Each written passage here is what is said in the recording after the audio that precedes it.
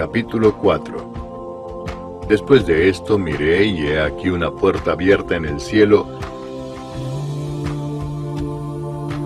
y la primera voz que oí, como de trompeta hablando conmigo, dijo: Sube acá, y yo te mostraré las cosas que sucederán después de estas. Y al instante yo estaba en el Espíritu, y he aquí un trono establecido en el cielo, y en el trono uno sentado.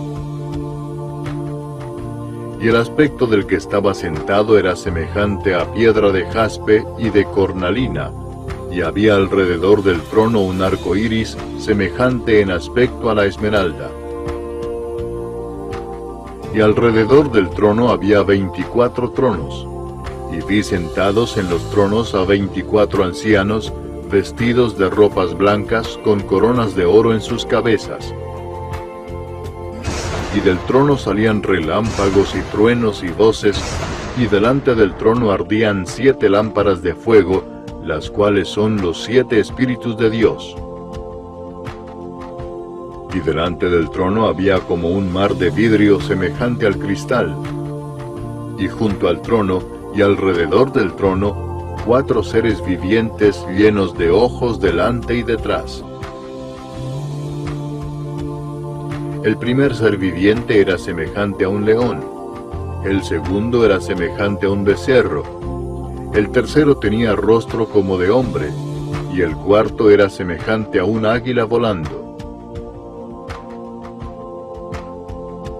Y los 4 seres vivientes tenían cada uno 6 alas, y alrededor y por dentro estaban llenos de ojos.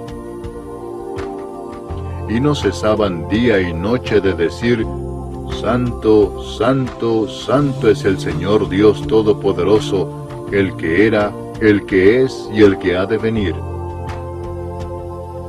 Y siempre que aquellos seres vivientes dan gloria y honra y acción de gracias al que está sentado en el trono, al que vive por los siglos de los siglos, los 24 ancianos se postraban delante del que está sentado en el trono, y adoran al que vive por los siglos de los siglos, y echan sus coronas delante del trono, diciendo: Señor, digno eres de recibir la gloria y la honra y el poder, porque tú creaste todas las cosas, y por tu voluntad existen y fueron creadas.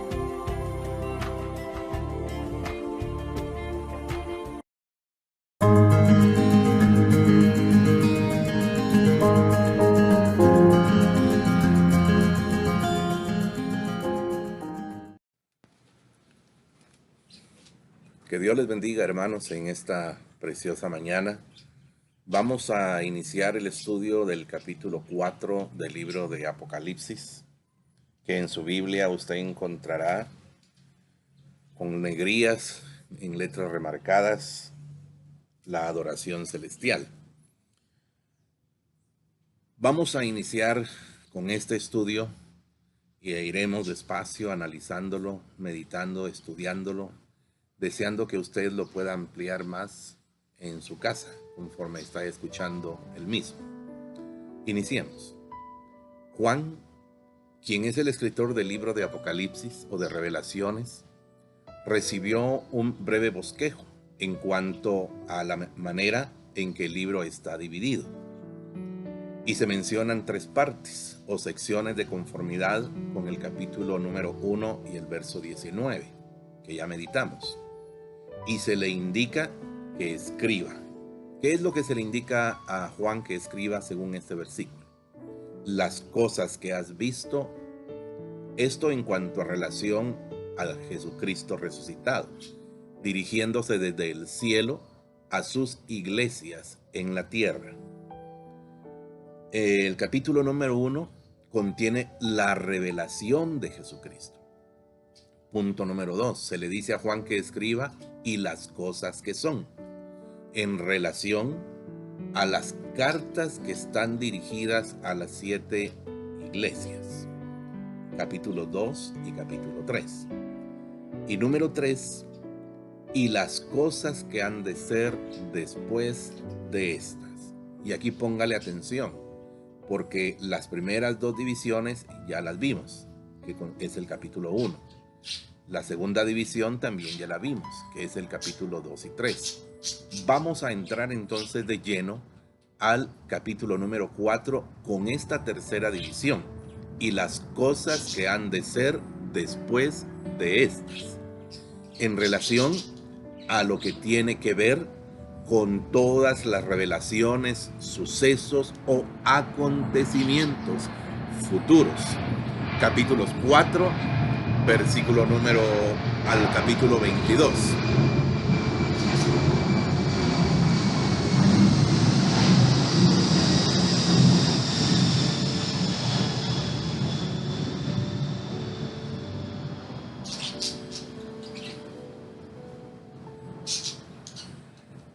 Perdón que haya hecho un silencio, pero tengo el aeropuerto bastante cerca de casa y acaba de entrar o ingresar al aeropuerto un avión tremendo de los Estados Unidos de guerra, de aquellos que son cargueros, así que por eso fue ese ruido tan fuerte.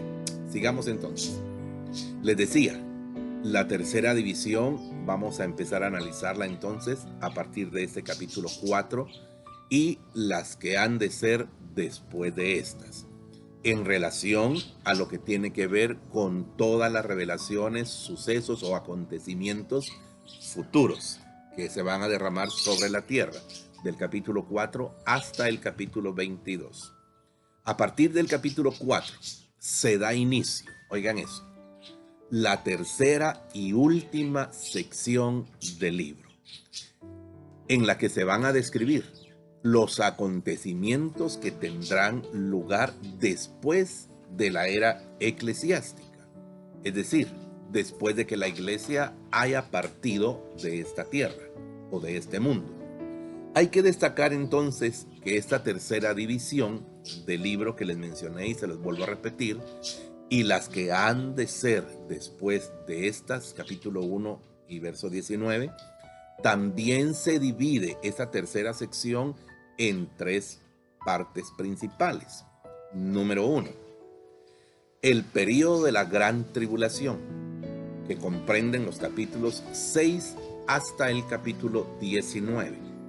Número 2, el período del milenio, que comprenden del capítulo 20 hasta, 1 y verso 15. Y la condición eterna, el número 3, del capítulo 21 al capítulo 22. Los capítulos 4 y 5 constituyen un prólogo o un resumen de la tercera división del libro. Me refiero a las cosas que han de ser después de estas. Empecemos entonces con el versículo número 1 del capítulo 4 del libro de Apocalipsis, que dice así: Después de esto miré, y aquí una puerta abierta en el cielo, y la primera voz que oí, como de trompeta, hablando conmigo, dice, o me dijo, sube acá, y yo te mostraré las cosas que sucederán después de estas. Analizando el versículo número 1, después de esto miré, y he aquí una puerta abierta en el cielo, a Juan se le permite dar, contemplar o echar un vistazo, por así decirlo, al trono en los cielos. Antes de contemplar los terribles juicios que van a ser derramados sobre la tierra, se le dio al apóstol Juan una perspectiva celestial sobre acontecimientos terrenales, es decir, cosas que van a suceder en esta tierra. Déjeme explicarlo de esta manera. Juan, desde una perspectiva de lo alto, allá en los cielos, tiene una mejor visión, una mejor claridad. Él observa de una mejor manera todas las terribles cosas que van a suceder sobre esta tierra. Se le dio una perspectiva entonces al apóstol Juan. ¿En qué momento, preguntémonos esto, se le permite a Juan tener una clara perspectiva celestial? Número 1, en el momento en que ve una puerta abierta en el cielo. Y número 2, en el momento en que Juan oye una voz como de trompeta hablando con él. Si ponemos atención a la puerta abierta, preguntémonos, ¿para qué está ahí esa puerta? La palabra puerta aparece 4 veces en todo el libro de Apocalipsis. La primera vez, o la primera puerta, es la puerta de la oportunidad. Y esto lo podemos ver en Apocalipsis 3:8. El Cristo resucitado dijo a la iglesia de Filadelfia: he aquí, he puesto delante de ti una puerta abierta, la cual nadie puede cerrar. Esta era la puerta por la que podían llevar el mensaje de la palabra de Dios, esta iglesia o estos creyentes, a las regiones que aún no habían escuchado este mensaje de salvación. Por eso se le llama la puerta de la oportunidad, o se le dice de esta manera. La segunda puerta es la puerta del corazón humano. En Apocalipsis capítulo 3, verso 20, Jesucristo glorioso dijo a los creyentes de la iglesia de la Odisea: he aquí, yo estoy a la puerta y llamo.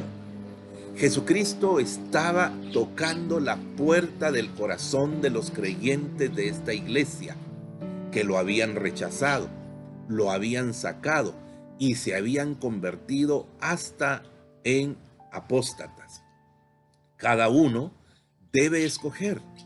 Tú, que me escuchas, todas las personas, yo en lo personal, todo mundo debe de escoger abrir la puerta de su corazón a Jesucristo, porque Él está llamando siempre a la puerta.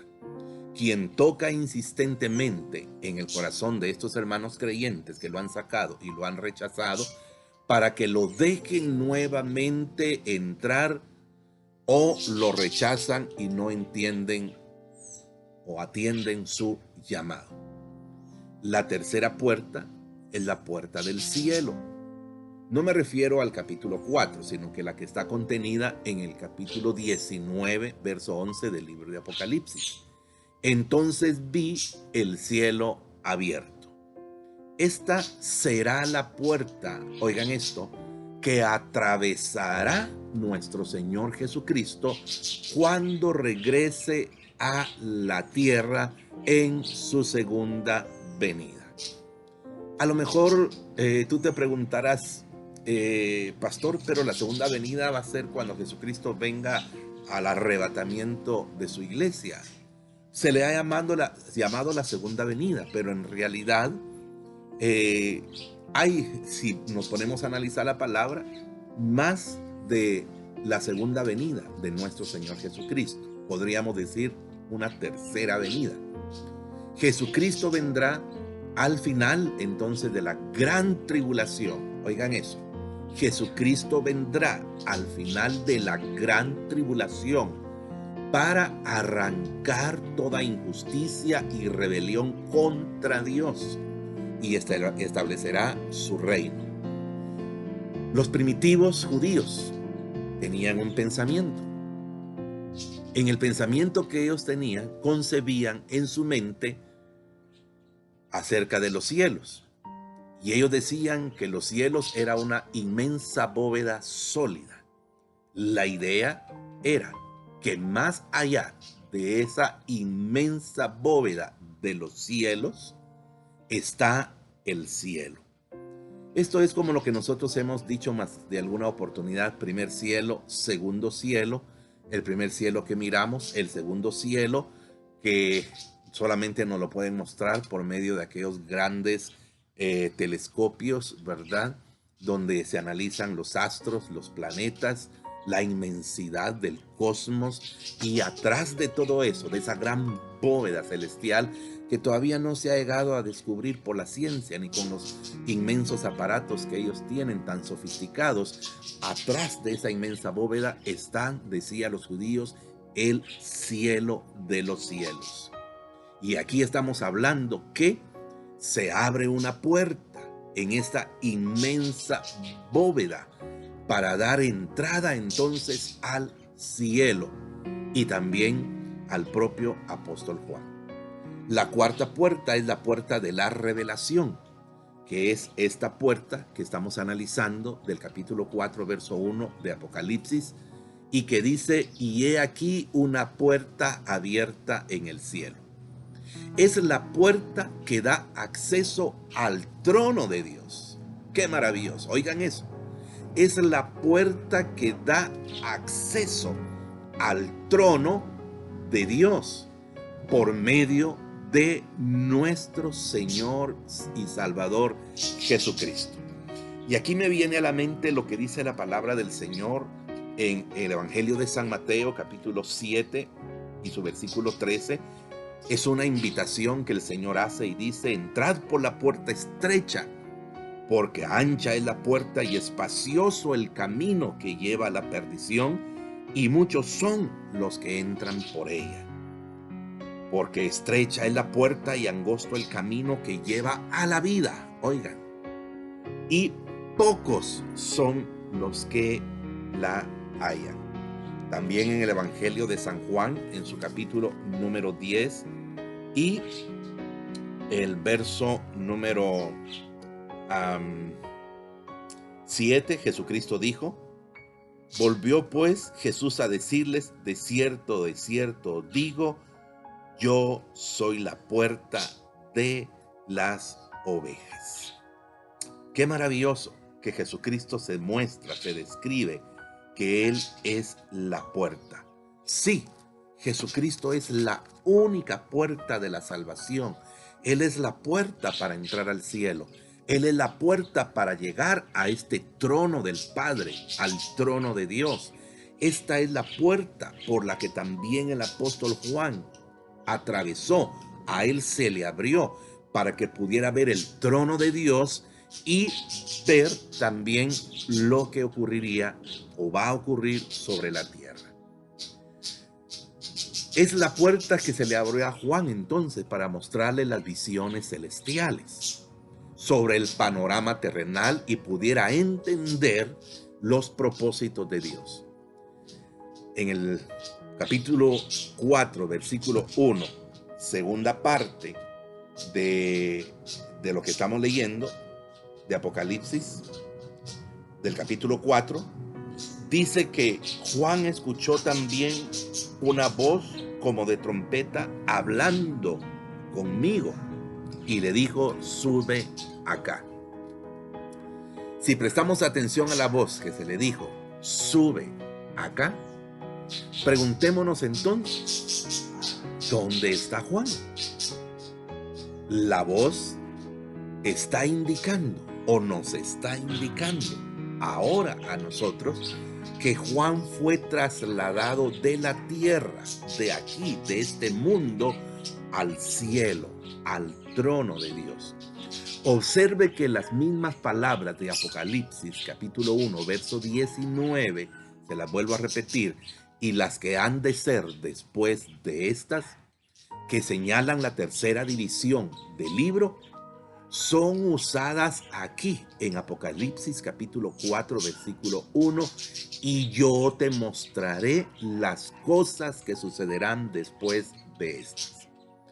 Con estas palabras, entonces, se da comienzo a la tercera división del libro de Apocalipsis, que comprende el período de la gran tribulación, el período del milenio y de la condición eterna. La expresión sube acá, ¿qué expresa? En primer lugar, esa expresión sube acá es imperativa, es una orden. Juan no tiene la opción de elegir. Él tiene que tomar la decisión y estar dispuesto a subir. También usted tiene que tomar la decisión para recibir a Jesucristo en su corazón y abrir la puerta para que nuestro Señor y Salvador establezca su trono dentro de su vida. También usted tiene que decidir dejar las tinieblas y este mundo de pecado de maldad y de injusticia para abrir su puerta de su corazón al Redentor y Salvador Jesucristo, para que sea salvo por medio de él, porque a través de ningún otro hay salvación más que solamente por medio de nuestro Señor Jesucristo. Entonces esa palabra sube acá es imperativa, es una orden o un mandato para que Juan fuera transportado, oiga eso, al cielo en el Espíritu, de forma temporal, desde luego, y sobrenatural, con el propósito. ¿Cuál era el propósito? De recibir una revelación específica de los sucesos futuros o que van a acontecer en esta tierra. Versículo número 2. Y al instante, dice el versículo 2, yo estaba en el Espíritu, y he aquí un trono establecido en el cielo, y en el trono uno sentado. Qué maravillosa visión, la que Juan empieza a recibir desde el momento cuando él pasa aquella puerta que estaba abierta. Y al instante, dice la palabra, yo estaba en el Espíritu. La primera parte del verso número 2. Esto nos está indicando que desde antes que Juan llegara al cielo, oiga esto, desde antes que Juan llegara al cielo, el apóstol Juan siempre se mantuvo en un estado de sensibilidad espiritual, que lo hacía estar siempre en conexión o en contacto para recibir visiones espirituales de Dios. Así es como Dios quisiera que también la iglesia estuviera. Así es como Dios también desea que tú, como hijo de Dios o hija de Dios, también estés conectado, en conexión con Dios para recibir mensajes espirituales.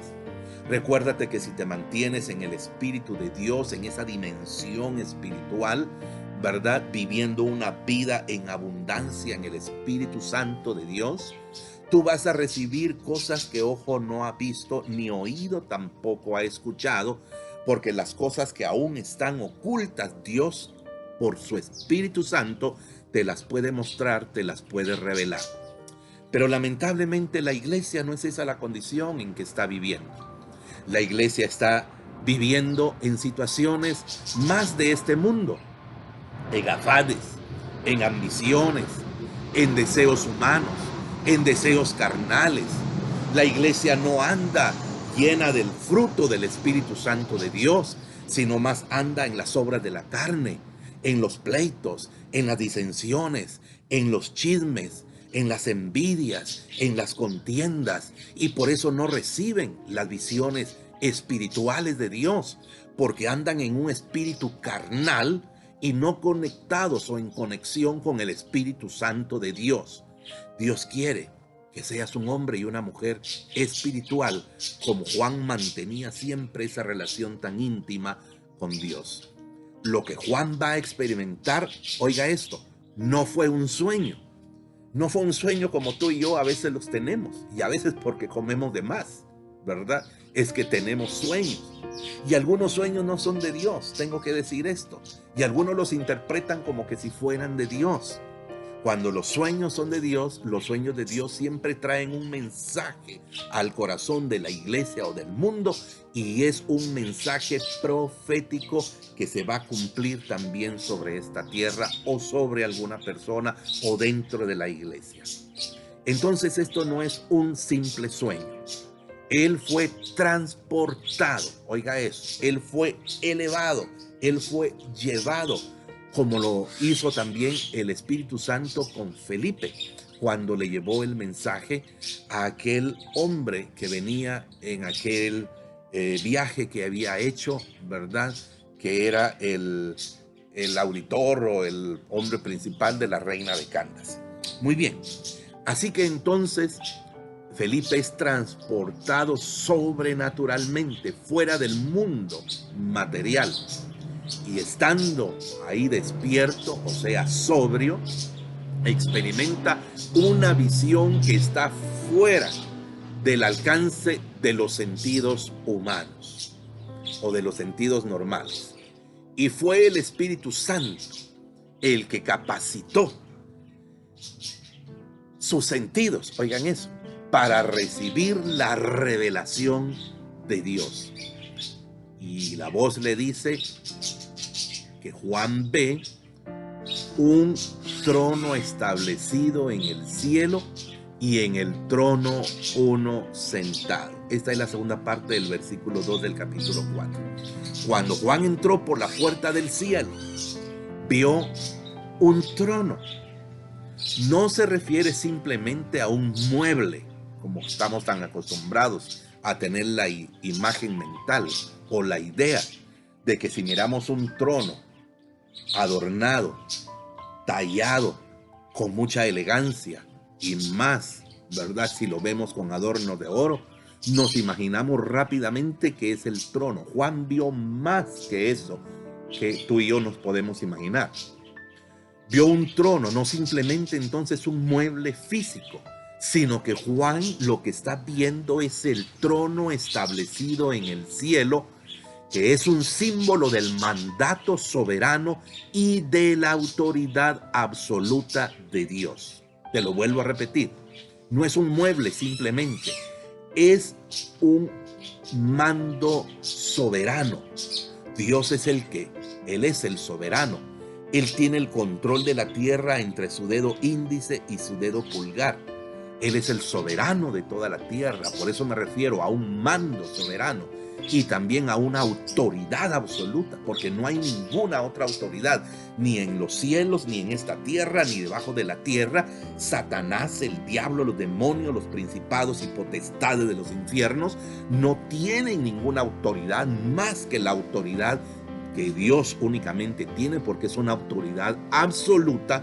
Y la autoridad que el diablo, el poder que el diablo tiene, es un poder que le ha sido delegado y no puede hacer más allá de lo que se le permitió o se le permite hacer. Esto es lo que da a entender el capítulo 4, ya que 11 veces se menciona la palabra trono en este capítulo 4 y tú lo puedes ver en casa. En el Antiguo Testamento se mencionan numerosas veces el trono de Dios. Miremos, por ejemplo, al profeta Micaías, cuando le profetizó la derrota al rey Acab. Micaías dijo, en Primera de Reyes, capítulo 22, 19, yo vi a Jehová sentado en su trono, y todo el ejército de los cielos estaban junto a él, a su derecha y a su izquierda. Qué maravillosa revelación la que Micaías tiene, el profeta de Dios. Otro ejemplo, en el libro de los Salmos se canta la siguiente alabanza en el Salmo 47:8, que dice: reinó Dios sobre las naciones, se sentó Dios sobre su santo trono. Oigan eso. Qué alabanza más preciosa la que contiene este Salmo 47:8. También otro ejemplo más que les puedo dar es acerca del profeta Isaías en la visión y llamamiento que tuvo del Señor cuando le dice en Isaías capítulo 6, verso 1, vi yo al Señor sentado, dice Isaías, sobre un trono alto y sublime. Aleluya. Qué maravilloso es el reino de nuestro Dios. Sí, Dios es el Rey, Jesucristo es el Rey sobre toda la tierra. ¿Qué es lo que el trono de Dios representa? Representa su majestad, su grandeza, su gloria, su magnificencia, su esplendor, su señorío o su realeza. Eso es lo que el trono de Dios representa. Apocalipsis se convierte en el libro del trono. Oigan eso, hermanos, qué maravilloso. Por eso es que aquí en el capítulo 4, Apocalipsis es el libro del trono. 45 veces se menciona en el libro. Se usa la palabra trono en todo el libro, a excepción no vas a encontrar la palabra trono en el capítulo 2, capítulo 8 y capítulo 9. A partir del capítulo 4, oigan eso, a partir del capítulo 4 ya no se menciona más el trono de la gracia. Ahora mismo nosotros estamos viviendo bajo la gracia de nuestro Señor Jesucristo. Y acudimos al trono de la gracia, al trono de Dios Salvador, que nos dio a su Hijo Jesucristo para que nosotros fuéramos salvos. Porque ese es, hasta antes del capítulo 4, el trono de la gracia. Pero a partir del capítulo 4 ya no se menciona más el trono de la gracia. De aquí en adelante, la palabra trono va a hablar de juicios. Que se le quede muy bien esto. Del capítulo 4 en adelante, la palabra trono va a hablar de juicios, ya no de oportunidad para ser salvo. Versículo 3. Y el aspecto del que estaba sentado era semejante a piedra de jaspe, dice Juan, y de cornalina. Y había alrededor del trono un arco iris semejante en aspecto a la esmeralda. Es la comparación que él hace. La parte final del versículo 2 dice, y en el trono uno sentado. Observe que Juan ni siquiera intenta describir a Dios como una figura humana. No puede. Es imposible. No está dentro de su capacidad, con sus propias palabras, su imagen mental, describir o imaginarse para trasladarnos a nosotros la idea de cómo es Dios. Él simplemente nos lo va a describir de esta manera. Lo que describe en cierto sentido es un relámpago de colores. Oiga eso, cómo Juan describe a Dios, como un relámpago de colores, como de piedras preciosas, pero no menciona en ningún momento alguna figura o forma. Lo que Juan explica de la visión que describe al que está sentado en el trono es que era semejante a piedra de jaspe y de cornalina o sardi. La piedra de jaspe se asume, que era un diamante. Oiga, la piedra de jaspe se asume que era un diamante, color de la luz y como cristal. Cuando se habla de la Nueva Jerusalén, en el capítulo 21 y su verso 11, dice así, teniendo la gloria de Dios y su fulgor. Me estoy refiriendo a su resplandor, a su brillantez, a su destello. Era semejante al de una piedra preciosísima, como piedra de jaspe, diáfana. Y cuando hablo diáfana me refiero a que tiene una gran cantidad de luz o de claridad. Por eso es que Juan está viendo una gama de colores cuando ve al que está sentado en el trono, un gran resplandor de luz, ¿verdad? Como el cristal. Salmo 4, verso 6, segunda parte, dice, alza sobre nosotros, oh Jehová, la luz de tu rostro. Aleluya. Mire qué precioso lo que este salmo dice. Alza sobre nosotros, oh Jehová, la luz de tu rostro. Y el Salmo 90, 17 dice, sea la luz de Jehová, nuestro Dios, sobre nosotros. ¿Se da cuenta? Por esto fue que Juan describe también al que está centrado en el trono, o sea, a nuestro Dios, como la luz. En Juan Primera de Juan, capítulo 1, verso 5, dice, este es el mensaje que hemos oído de él y os anunciamos. Dios es luz y no hay ninguna tinieblas en él. ¿Qué es Dios? Dios es luz. La piedra de jaspe es la última. Mucha atención a esto, hermano. Miren desde dónde está representada esta piedra de cristal, esta piedra de luz, esta piedra magnífica.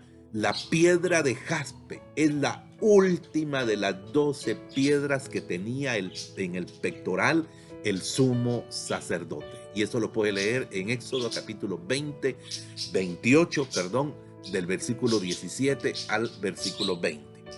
La piedra de cornalina. Pasemos ahora a la segunda piedra que Juan está viendo. La piedra de cornalina o sardío es de color rojo sangre. Recibe este nombre por ser original de la zona de Sardis. La piedra de cornalina o sardío es la piedra que se menciona también en el pectoral del sumo sacerdote. Y oiga, en Primera de Juan, capítulo 1, verso 7, dice, pero si andamos en luz, una vez más nos está hablando de la luz de Dios. Si andamos en luz, como Él está en luz, tenemos comunión unos con otros. Y la sangre, aquí está la cornalina o el sardío, y la sangre de Jesucristo, su Hijo, nos limpia de todo pecado. ¿Se da cuenta cómo está ahí, una vez más, entrelazada la piedra de jaspe y la cornalina, la luz de Dios y la sangre de Jesucristo para poder tener comunión unos con otros? Mi hermano, esta piedra de cornalina, usted la puede también tomar estas citas bíblicas para lo que yo le leí últimamente en Romanos 3, 21 al 26 y luego pasa al versículo 30. Romanos capítulo 5, verso 9 hasta el versículo 11 y finalmente Apocalipsis 5, 9.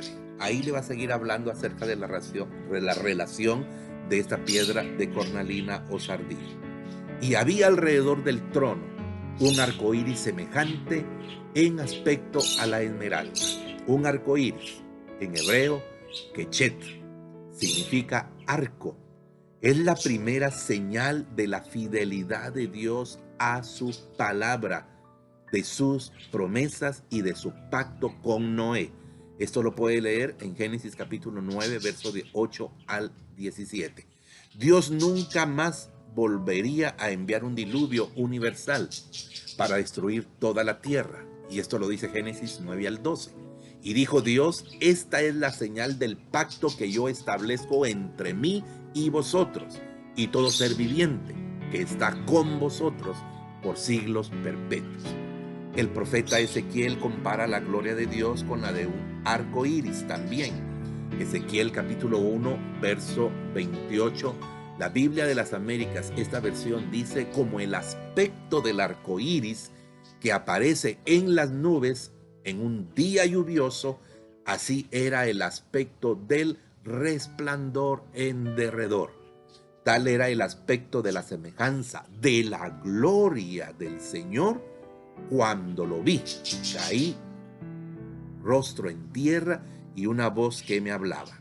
En otras palabras, la visión de la presencia de Dios que tuvo Juan era como un destello cegador de un diamante al sol, causado por la piedra de jaspe, con el brillo deslumbrante del rojo sangre de la piedra de cornalina, y que a través del brillo de ambos se reflejaba el verde de la esmeralda, causado por el arco iris, porque solamente de esta manera, con el verde esmeralda, lograba Juan ver con su ojo humano a aquel personaje, a Dios mismo, que estaba en su trono sentado. Solamente de esta manera Juan pudo soportar esta visión, al ver al brillo del jaspe, del rojo sangre, que era tan fuerte que impactaba en sus ojos. Con el verde del arco iris logra apreciar al que está sentado en el trono. Hermanos, que Dios les bendiga. Esta enseñanza o este estudio, por favor, síganlo escuchando. Analícenlo en casa. Tomen su Biblia Estoy tratando la manera de darlo de una forma clara. No profundizar mucho para que ustedes puedan hacerlo. Que sea solamente estos estudios una introducción para aprender más de la bendita palabra de Dios. Que Dios les bendiga. La paz de Dios con ustedes. Shalom.